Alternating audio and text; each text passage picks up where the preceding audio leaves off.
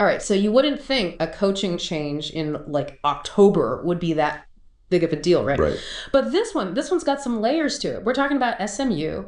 They just let go of Coach Rob Lanier after just a couple of seasons and like right before they're about to jump into a whole new athletic conference. It's interesting timing for sure. It really is. So for those of you just tuning in, this is kind of a deep dive on this whole SMU situation. Yeah, absolutely. Help us unpack this a little bit. So Lanier, 2 seasons.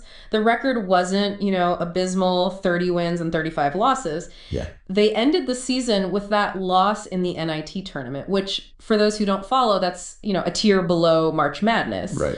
So not exactly a Cinderella story, but is this just about a couple of losing seasons, or is there something more here? Well, college basketball coaching changes, they're kind of known for being brutal and sudden. Right.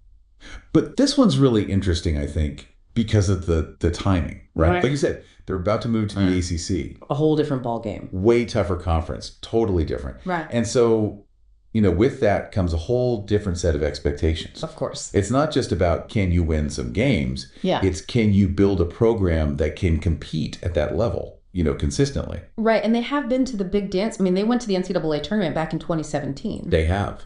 So it's not like this is, a team that's never sniffed that level of success.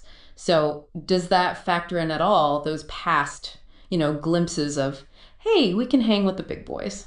Yeah. I mean, I think it definitely does because, when a program has tasted that success, even if it was a while ago, I think those expectations, they tend to linger. Right. And I think, for SMU, you think about it, I was looking this up. This is actually their 4th conference change in 30 years. Oh, wow. Like, think about that. That's a lot of upheaval. That's a ton of upheaval, right? Mm-hmm. Every time they move, it disrupts recruiting, it disrupts fan loyalty, coaching staff. It's like, trying to build a house on a constantly shifting foundation. Yeah, it's such a good analogy. And it makes you wonder, I mean, given all of that, are they swinging for the fences with their next coaching hire? Because Lanier himself, I mean, he wasn't a nobody. He had taken teams to the NCAA tournament before. Right. So do you get the sense that they're like, okay, new conference, we need a big splash. We need someone who can get us like instantly competitive in the ACC. Yeah. I mean, I think that's definitely a possibility. A new conference, it's a chance to kind of reinvent yourself a little bit, right? Totally. As a program. And so a splashy new coach, it generates buzz, it gets people excited.